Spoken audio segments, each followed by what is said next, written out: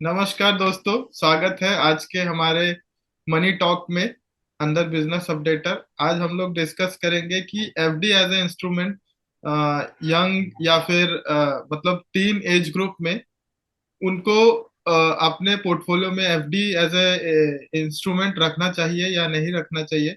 किन लोगों को ज्यादा रखना चाहिए, किन एज ग्रुप को कम रखना चाहिए, इसके ऊपर में सारा डिस्कशन रहेगा। तो वीडियो काफी इंटरेस्टिंग उनके लिए है जो एज ए इन्वेस्टर एफडी में इन्वेस्टमेंट करना चाह रहे हैं। तो स्वागत है हरीश जी।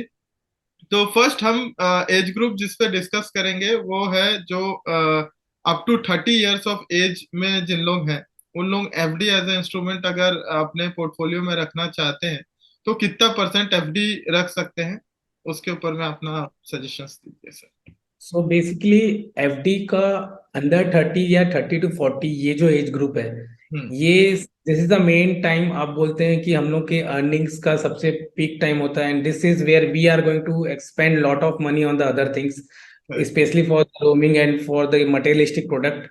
तो करेक्ट। उस समय we have at least of mindset to the investment. Hmm. पहले एक माइंडसेट होना चाहिए इन्वेस्टमेंट करना है, और उसमें भी आपको एक आपको एक स्कोप बनाना है कि किसमें कितना आपको इन्वेस्ट करना है। Correct. So for 20 to 40 I will suggest कि आपका जो भी पैसा, जैसे फॉर द इमरजेंसी फंड, उसको छोड़ के जो एक 5% पैसा है उसी को सिर्फ एफडी में रखे। हम्म।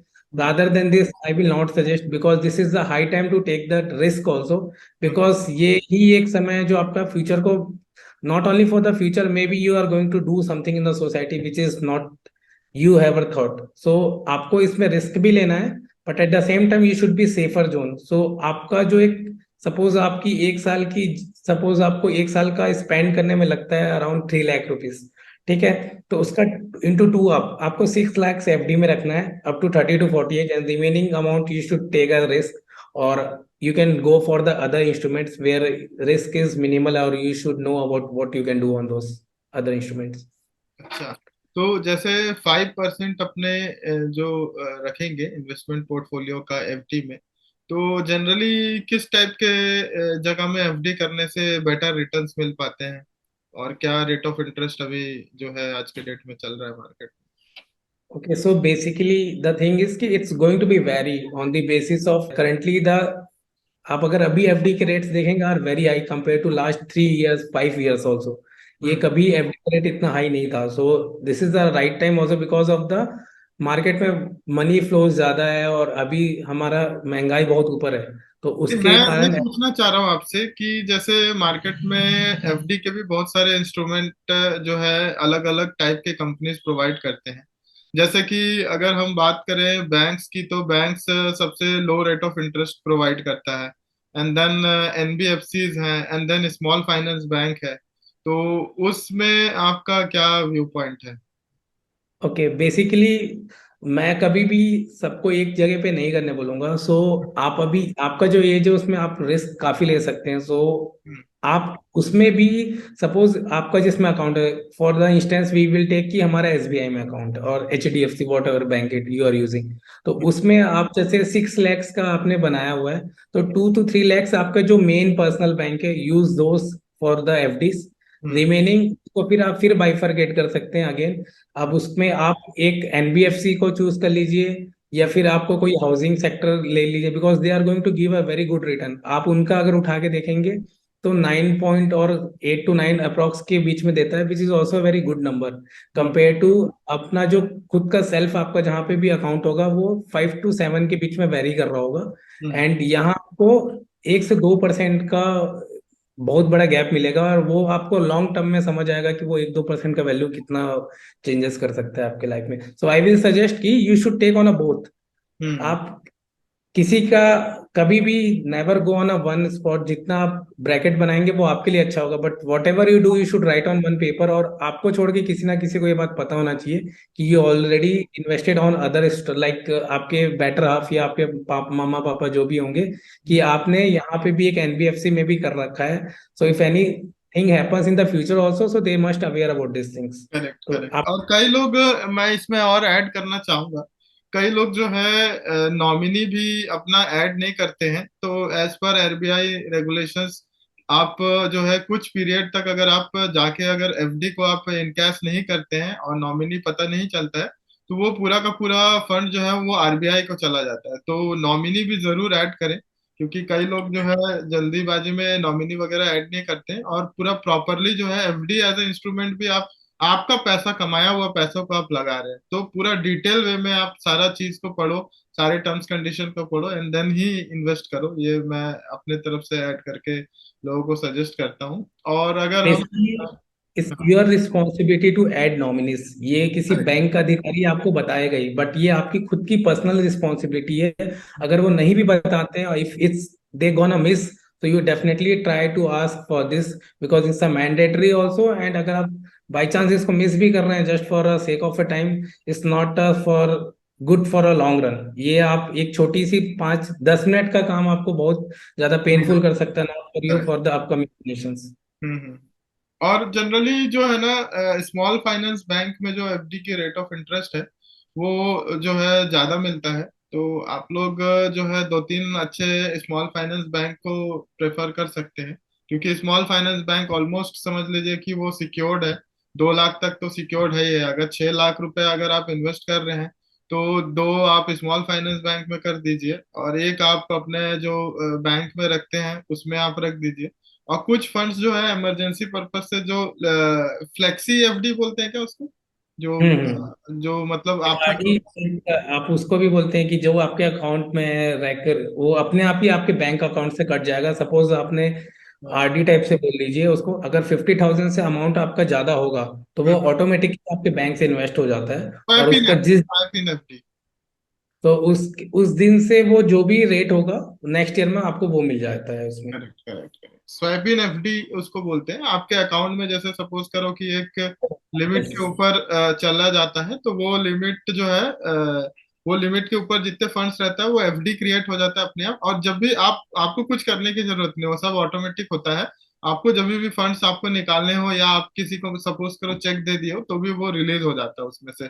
और उतने दिन का आपको जो है उसमें रिटर्न एफडी का रेट मिल जाता है। इवन अभी तो स्मॉल फाइनेंस बैंक के कुछ कुछ हैं, मैं देख रहा था, जना है और उत्कर्ष है, एयू है, इन लोग तो अपने सेविंग अकाउंट में भी 7% रेट ऑफ इंटरेस्ट दे रहे हैं। तो yes. Saving account rather than opening in SBI and जो बड़े जहाँ पे आपको रेट ऑफ इंटरेस्ट कम मिल रहे हैं, यहाँ पे आप रख सकते हैं जो आपका लिक्विड एंड इमरजेंसी फंड के लिए जो रखते हैं। तो ये मेरे तरफ से एक दो पॉइंट है। बेसिकली वो तो आजकल ऑनलाइन ही ऑन हो जाता है, तो उसमें आपको कोई ये नहीं कि दौड़ना भागी करना पड़ेगा। And we are in this age group, so we can do this. अपना नॉर्मली एक अकाउंट बनाना है और उसमें आप आराम से कर सकते हैं। बट द थिंग इज कि आपको स्मॉल फाइनेंस बैंक बोल रहे हैं तो कोई भी फाइनेंस बैंक में नहीं करना है। We can give the names but we don't want to अपन कोई, ये this is not a non sponsored post. तो आप लोगों को, आप टॉप बैंकिंग्स को खुद देखिए। हम हम्म। कुछ नाम दे सकते हैं बट आप खुद से एक बार रिसर्च करिए, correct, बिकॉज हाँ। आप ये करेंगे तो बहुत बेनिफिट होगा। क्योंकि हम लोग ऐसे बहुत से केसेस देखते हैं कि जन सरकारी बैंक, ऐसे बहुत से बैंक है लोकली में। आप देखेंगे कि आरबीआई में अभी रिसेंटली ने 5 बैंक को पूरा पॉज किया है, and those are very small finance banks. आप उसको वो 5 का लिस्ट देखोगे तो स्टेट वाइज रैंक होता था, स्टेट वाइज उन लोग काम करते थे। बट ऐसे जगह भी आपको पैसे एफडी में नहीं डालना है जहाँ पे आपको अनटिल अनलेस उसका इंडिया ग्लोबल या फिर इंडिया लेवल पे प्रेजेंस ना हो, at least not only for state specific. वो तो इसके लिए प्रॉपर गाइडलाइंस लेके आए हैं अभी जो गवर्नमेंट है, वो बैंक के ऊपर में स्ट्रिक्ट हो गई है। वो सब एक्चुअली कोऑपरेटिव बैंक्स और स्टेट कोऑपरेटिव बैंक्स जो है बहुत सारे थे, तो उन सबको रेगुलेट कर दिया और उनका जो है एक रेशियो डिसाइड कर दिए कि इतने का ही आपको, अगर आपके पास एफडी है तो इतना परसेंट ही आपको लोन देना है, इतना अगर मान के चलो आपका कैश फ्लो है तो इतने का ही आपको लोन देना है। आपका लोन से जो जैसे मान के चलिए जो डेब्ट वो रेशो है, मतलब जो एनपीए रेशो है, इतना होगा तो आपको इतना करना। ये सब चीज पैरामीटर आजकल जो है डिसाइड करती है। और क्लैरिटी में जो है गवर्नमेंट के, आप आरबीआई के साइट पे जाके, ठीक है, जो बैंक्स लिस्टेड बैंक है उनके साथ आप हम्म। कर सकते हैं। तो और 2 लाख रुपए तक का तो गवर्नमेंट खुद ही सिक्योर कर रहा है कि भाई आपको अगर कुछ होता है तो उसका इंश्योरेंस रहता है। और इंश्योरेंस भी होता है, वो इंश्योरेंस आप जरूर कराएं एफडी के साथ में। एफडी अगर कर आप रहे हैं। आरबीआई का लिंक दे देंगे जिसमें आप पूरे बैंक्स का लिस्ट देख सकते हैं, बिकॉज वो उसको चेक किए बिना नेवर डू द इन्वेस्टमेंट, अगर वो बैंक का नॉलेज नहीं है। सपोज हम लोग जना बैंक बोल रहे हैं और आपको जना बैंक के बारे में ज्यादा आइडिया नहीं है तो वो किसी कोई भी वीडियो देख के किसी की एडवाइस से कभी भी मत करें अनटिल अनलेस एक बार क्रॉस चेक जरूर करना है कि वो वहाँ प्रेजेंस है कि नहीं। अगर उसका प्रेजेंस वहाँ पे है देन ओनली आप अपने एक माइंडसेट बनाइए, या फिर जो भी जहाँ से भी इन्फ्लुएंस हुए या आपका कोई एडवाइजर ने एडवाइस किया है तब आप कर सकते हैं। Correct, correct. तो अब आते हैं हम लोग सेकेंड एज ग्रुप, जो कि सपोज करो कि हमारा 40 से 50 के बीच में है, मतलब प्रायर टू जिसमें कि सीनियर सिटीजन्स लोग आते हैं।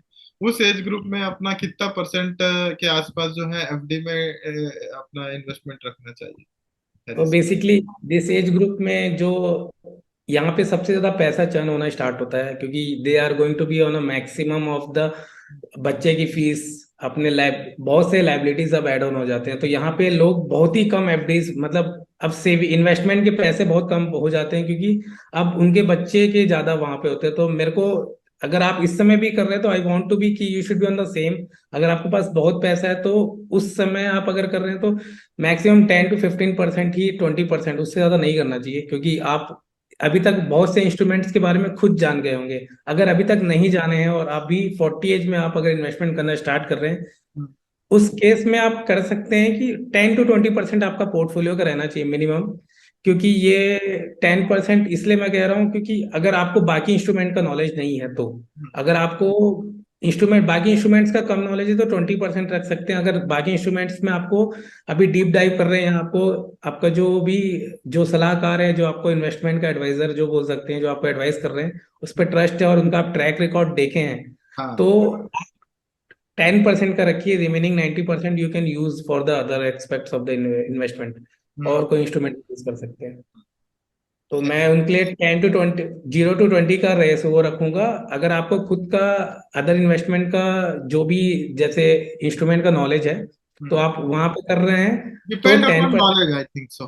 राइट। यस, या फिर आपका जो एडवाइजर है उनका ट्रैक रिकॉर्ड देखिए। उनका अगर 10 years का ट्रैक रिकॉर्ड बहुत अच्छा है तो हम्म। आप एक बैट ले सकते हैं कि ठीक है हम लोग 10% यहाँ रखते हैं, 90% में will move on other things. Hmm. सही है, सही है। और जो अभी जो सीनियर सिटीजन वाला जो एज ग्रुप है उसमें क्या करना चाहिए? लाइक सीनियर सिटीजन तो 60+ होता है, तो यहाँ पे आपकी चीजें काफी हद तक सॉल्व हो गई होती है। Like puzzles are solve and you are within a cash. तो अगर आपके पास है तो आपको, लाइक सरकार के बहुत सारे अभी स्कीम्स होते हैं, पहले तो आप उसी स्कीम के फायदा उठाइए। तो हम्म। आपको वहाँ पे सीनियर सिटीजन एफडी से भी बहुत ज्यादा मिल रहा होता है, like SCSS senior citizen saving scheme आपको 15 लाख का कैप देता है। अभी एक बार अभी मोदी जी का जो अभी रिसेंटली आया है उसमें एक और नया स्टार्ट हुआ है, उसका भी आप उपयोग कर सकते हैं। आपको पोस्ट ऑफिस बैंक में मिलता है ये चीजें। अभी हर बार आप देखेंगे तो जब भी कोई बजट आता है तो उसमें कुछ ना कुछ एड ऑन होता है। अगर वो चीज में अगर कोई सीनियर सिटीजन का, तो पहले वो सारे इंस्ट्रूमेंट्स का यूज करिए। उसके बाद जो पैसा बचता है आपको कोई प्रॉपर्टी और ये सारी चीज के बाद जब बचता है तभी एफडी में डालिए। एंड दोज एफडीज आपको वहां पे कंटिन्यूअसली अगर मंथली वाइज पैसा चाहिए तो SWP भी आप कर सकते हैं कि वहां से ऑटोमेटिकली आपका निकल जाए। हम्म। लेकिन वो आपका खुद का पर्सनल, या फिर उस समय आप डिसीजन ऑलरेडी ले सकते हैं, या फिर आप उस समय अभी तक आपने नहीं सोचा तो एक बार फाइनेंशियल एडवाइजर से जरूर संपर्क करें। बिकॉज अभी तक आपने फिनांस को उस लाइक बड़ा पैसे या फिर इन्वेस्टमेंट में नहीं जाना, नॉलेज किया, तो इस समय आप ज्यादा डीप डाइव करोगे तो आपको समझ नहीं पाएगा। तो एक बार आप जरूर इस समय कंसल्ट करिए इस एज ग्रुप में है तो, क्योंकि आपको चीजें सॉर्टेड थोड़ी हो जाएगी, क्योंकि यू आर कंफ्यूज कि भाई मैं इतना ही डाल दूं या नहीं डाल दूं करके। तो इस एज ग्रुप के लिए मैं एक बार सजेस्ट करूंगा, अगर आप अभी तक खुद से नहीं किए हैं या फिर अभी तक बिना एडवाइजरी के कर रहे थे, या हम्म। कभी फोकस नहीं किए हैं कि फिनांस को क्या करना है, कुछ नहीं हुआ अचानक से you got a lot of money, so आप उस समय जरूर एक एडवाइजर का सलाह लें। और पहले सरकार के पूरे स्कीम में आप यूज करें, उसके बाद आपका जो जो बड़ा लाइक वर्क होगा उसके बाद ही का रिमेनिंग पैसा आप एफडी में करें, अदरवाइज मत करिए। क्योंकि आपको एफडी में रखना है, लेकिन जो इंस्ट्रूमेंट्स गवर्नमेंट के वो बहुत ही अच्छे हैं। हम्म। कोई उसमें कोई भी आपको रिस्क नहीं है और आपको एफडी के कंपेयर पे बहुत ज्यादा दे रहा होता है। तो मैं व्यूअर्स से ये कहना चाहूंगा कि अगर आप लोग चाहते हैं कि हम लोग आप लोगों को एडवाइस करें या आप लोगों के साथ में कुछ डिटेल शेयर करें, तो आप लोग कमेंट सेक्शन में कमेंट कर सकते हैं। हम लोग नेक्स्ट सैटरडे जो हमारा एफडी का एपिसोड आएगा, उसमें हम जो है उसके बारे में आप लोगों के साथ डिस्कस कर सकते हैं और आप लोगों के साथ में इंसाइट शेयर कर सकते हैं। तो आज हमने डिटेल में डिस्कशन कर लिया कि एक age group, teen age group में किस एज ग्रुप में कितना परसेंट एफडी रखना चाहिए। एज ए एक्सपर्ट हरीश ने जो है एडवाइस किया है, but in spite of that आपके आप जो है अपने जो लोकल एडवाइजर है जो आपको अच्छे से समझते हैं, आप अपने आप को खुद अच्छे से समझते हैं, आप अपना खुद का भी डिसीजन लीजिए, रिसर्च करिए, एंड देन आपका जो हार्ड अर्न मनी है उसको आप जगह पे इन्वेस्ट करिए। इसी और ये आपको एक ऐड ऑन कर देता हूँ, ये 31 मार्च से पहले एक एसबीआई में स्कीम चल रहा हम्म है। एसबीआई का स्कीम है, उसमें आपको जो एफडी का रेट मिल रहा है which is very high compare to all other things. FD जो उनका एसबीआई का एफडी था उसमें 6 होता था, 6.5 6.7। अभी उसमें जो मिल रहा है 7.1 से 7.8 चल रहा है। अमृत स्कीम बोल सकते हैं आप उसको। हम्म अमृत एफडी स्कीम करके आप जाएंगे तो ये सिर्फ 31 मार्च तक है। हम्म अगर आप ये वीडियो अभी देख रहे हैं तो ये इसको अगर एफडी में आप करना सोच रहे हैं तो प्लीज डू डेट। मैं खुद भी यूज किया हूँ और हम्म मैं सबको एडवाइस भी किया हूँ। अगर आप एफडी में अभी करना चाह रहे हो तो this is the very good time to invest on this. Hmm. चलो, ग्रेट ग्रेट। आज का डिस्कशन बहुत ही अच्छा रहा। हम लोग जो है Sunday we will discuss on loans, ठीक है? तो व्यापारी या जो रिटेल लोन्स हैं उसके बारे में हम संडे को डिस्कस करेंगे। तो आप लोगों का अगर कुछ सवाल है तो इसमें आप लोग दे सकते हैं, हम लोग नेक्स्ट जो हमारा एपिसोड होगा उसमें उसको पुटअप करेंगे। अभी तक वीडियो में बने रहने के लिए धन्यवाद। आप हमारे इस चैनल को सब्सक्राइब कर सकते हैं अगर आप फाइनेंशियल एजुकेट होना चाहते हैं। Thank you, thanks for watching. Thank you Harish for giving your insights. Okay, I hope कि आप लोगों के बहुत से क्वेश्चंस के आंसर हम लोग दे पाए होंगे। और ऐसी अच्छे वीडियोस के लिए आप हमें सब्सक्राइब कर सकते हैं और हमें फॉलो कर सकते हैं। Thank you for your time. Bye.